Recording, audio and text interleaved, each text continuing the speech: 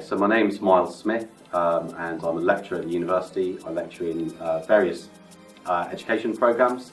So that's BA programs, such as primary education, but also the BEd programs and PGCE.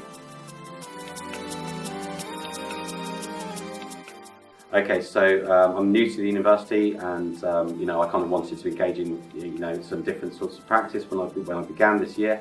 One of the tools that I saw right at the beginning of the year at a conference was Mentimeter, and it looked very interesting. I saw the audience engage with it very enthusiastically. It seemed like a great way of getting some feedback instantly from a group that you were sort of presenting to or working with.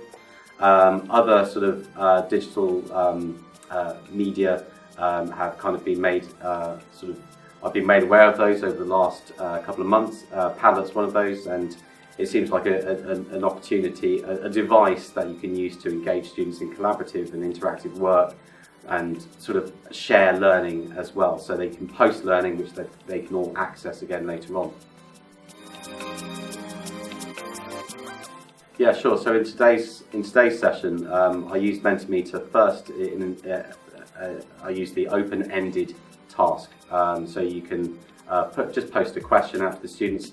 So I posted the question out, before posting the question to the students through the Mentimeter, I decided to just engage them into some discussion of that first of all, so they had some ideas, they bounced things around between themselves and their partners, and then they were able to post things up onto the Mentimeter. We then used that as a kind of like the various things that they posted up, their suggestions, as a discussion point to have a group discussion, which led into the main activity of the session.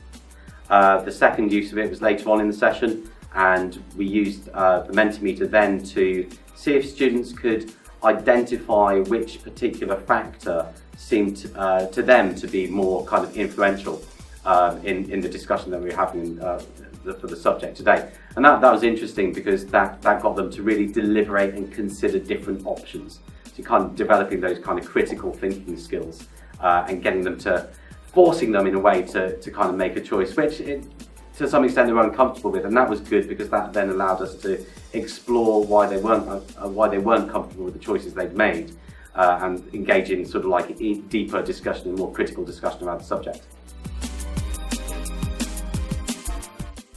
Okay, so Mentimeter is very straightforward. I don't see that there are many challenges with using it at all. At the moment, you're limited to 2 slides per session, so you can ask kind of 2 slides per presentation. So you can ask 2 questions to the students, and that's fine, but that's obviously a bit of a limitation.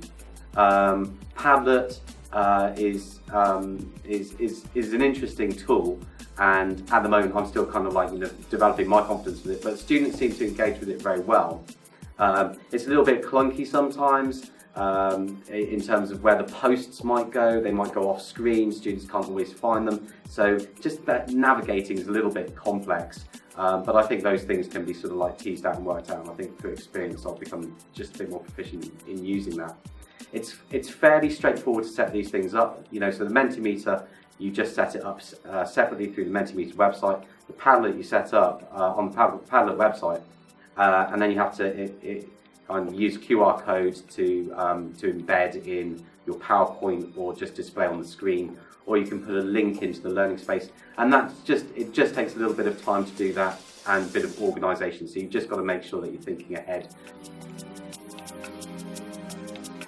Yeah, I mean, I think they really enjoy using Mentimeter, and in fact the fact that you can only really use it twice per session is quite good, because I feel like they're not there's no overuse, there's no concern about overusing it at the moment. They're kind of like, oh, it's not another, I've got to post that again. So they just use their phones, they can get their phones out, tap in the code, go through their browser. It's very, very easy. And I think they like to do that, and I think they like to see their posts go anonymously up onto the board, and then for those to be used and for them to engage with that with the tutor. So I think Mentimeter is very engaging for the students. I think they like it. Padlet, I've got a sort of a mixed reaction at this stage, but I think that's because perhaps not because students aren't willing to engage with it. I think they're very willing to engage with it. They're happy to bring laptops, get their phones out and all that. I think it's about the nature of the tasks and how you set up the purposeful, collaborative tasks that are meaningful to ensure that they are, still communicating, not then working independently and trying to do it by themselves. One of the things I'd say is that, you have to maybe spend a little bit of time ahead of your lecture to kind of come in and open up your browser and open up various things and make sure everything's up and running, as opposed to just clicking on the one PowerPoint on Learning Space and having that ready. So you've got to make sure that things are set up. You've got to log into a couple of things perhaps, which you normally might not have to do.